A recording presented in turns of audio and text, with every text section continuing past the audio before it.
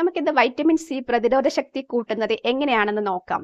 Vitamin C നമ്മുടെ ശരീരത്തിൽ പല ഗുണങ്ങളും തരുന്നുണ്ട്. നമുക്ക് സ്കിന്നിന്റെ ഗ്ലോയ്ക്കും അതുപോലെ നമ്മളുടെ പ്രതിരോധ ശക്തി കൂട്ടുവാനും അയൺ അബ്സോർപ്ഷൻ കൂട്ടുവാനും വൂണ്ട് ഹീലിങ്ങിനും സ്കിന്നിന്റെ ബ്യൂട്ടിക്കും ഒക്കെ സഹായിക്കുന്നുണ്ട്.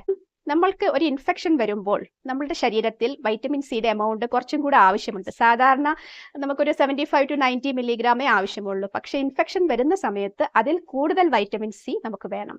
അപ്പോൾ വൈറ്റമിൻ സി സ്വന്തമായിട്ട് ശരീരം ഉണ്ടാക്കുന്നില്ല. അതായത് നമ്മളുടെ ഭക്ഷണത്തിൽ കൂടെ തന്നെ നമുക്ക് കിട്ടണം, അല്ലെങ്കിൽ സപ്ലിമെന്റ് ആയിട്ട് കിട്ടണം. പക്ഷെ നമ്മൾക്ക് ഡെയിലി ആവശ്യമുള്ള വൈറ്റമിൻസ് നമ്മൾ കഴിക്കുന്ന ഫ്രൂട്ട്സിലൊക്കെ ധാരാളമായിട്ടുണ്ട്. ഫ്രൂട്ട്സ് കഴിക്കുകയാണെങ്കിൽ തീർച്ചയായിട്ടും വൈറ്റമിൻ സി കിട്ടും. അതുപോലെ ഗ്രീൻ ലീഫി വെജിറ്റബിൾസിലും ഉണ്ട്, പച്ച ഇലക്കറികളിൽ. ഇത് രണ്ടും ഭക്ഷണത്തിന്റെ ഭാഗമാക്കിയാൽ മാത്രമേ നമ്മുടെ പ്രതിരോധ ശക്തി കൂടുകയുള്ളൂ. എങ്ങനെയാണ് വൈറ്റമിൻ സി പ്രതിരോധ ശേഷി കൂട്ടുന്നത് നോക്കാം. നമ്മൾക്കൊരു ഇൻഫെക്ഷൻ കിട്ടുന്ന സമയത്ത് എന്താണ് സംഭവിക്കുക? മൈക്രോബ്സ് നമ്മളെ അറ്റാക്ക് ചെയ്യും. അതായത് ബാക്ടീരിയയോ വൈറസോ ഫംഗസോ എന്തോ ആയിക്കോട്ടെ, അവ അറ്റാക്ക് ചെയ്യുന്ന സമയത്ത് ശരീരം അതിനോട് പൊരുതും. ശരീരത്തിൽ ആരാണ് പൊരുതുന്നത്?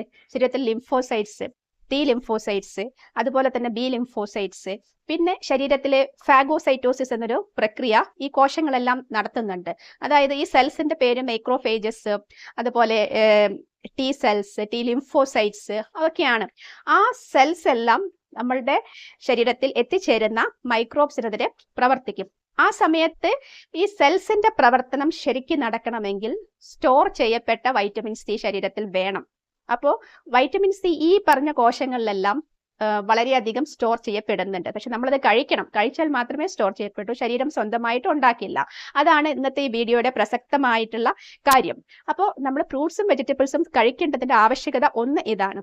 പിന്നെ വൈറ്റമിൻ സി ഈ ഫാഗോസൈറ്റോസിസ് എന്ന പ്രക്രിയ, മൈക്രോബ്സിനെ കൊല്ലുന്ന പ്രക്രിയയാണ് ഈ ഫാഗോസൈറ്റോസിസ് എന്ന് പറയുന്നത്.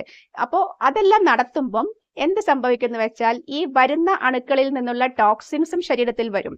വൈറ്റമിൻ സിക്ക് ആന്റി ഓക്സിഡന്റ് പൊട്ടൻഷ്യൽ ഉള്ളത് കൊണ്ട് ഇതിനെ നിർവീര്യമാക്കും. അപ്പൊ ഇതെല്ലാം ഒരു ഫ്രീ റാഡിക്കൽസ് ആണ്, ഈ ടോക്സിൻസ് എല്ലാം. ഈ ഫ്രീ റാഡിക്കൽസിനെ ഉണ്ടാക്കുന്ന ഓക്സിഡേറ്റീവ് സ്ട്രെസ് കോശങ്ങൾക്ക് നാശമുണ്ടാക്കും. അത് തടയുവാൻ വൈറ്റമിൻ സി ആന്റി ഓക്സിഡന്റ് ആയിട്ട് വർത്തിക്കും. രണ്ടാമത്തെ കാര്യം. ഇനി മൂന്നാമത്തെ കാര്യം, വൈറ്റമിൻ സി വൈറൽ ഇൻഫെക്ഷൻസിനെതിരെ പൊരുതുവാൻ സഹായിക്കുന്നത് വളരെ പ്രധാനപ്പെട്ട ഒരു കാര്യമാണ്. വൈറ്റമിൻ സി ഇന്റർഫെറോൺ ശരീരത്തിൽ ഉണ്ടാക്കുവാൻ സഹായിക്കുന്നു. ഇന്റർഫെറോൺ എന്ന പ്രോട്ടീൻ വൈറൽ ഇൻഫെക്ഷൻസിനെതിരെയുള്ള ഏക ആയുധമാണ്. അപ്പോൾ നമ്മളുടെ ശരീരത്തിൽ ബാക്ടീരിയക്കെതിരെ നമുക്ക് മെഡിസിൻ ഒക്കെ കഴിച്ചിട്ട് എങ്ങനെയെങ്കിലുമൊക്കെ പൊരുതാം. പക്ഷേ വൈറൽ ഇൻഫെക്ഷൻ പലപ്പോഴും നമ്മൾക്ക് ഒരുപാട് പ്രശ്നങ്ങൾ ഉണ്ടാക്കുന്നുണ്ട്. അപ്പൊ ഇന്റർഫെറോൺസ് നമ്മളുടെ ശരീരത്തിൽ വൈറൽ ഇൻഫെക്ഷനെതിരെയുള്ള ഒരു കവചമാണ്. അത് വൈറ്റമിൻ സി ഉള്ള ആഹാരം കഴിച്ചാൽ ബൂസ്റ്റ് ചെയ്യപ്പെടുന്നുണ്ട്.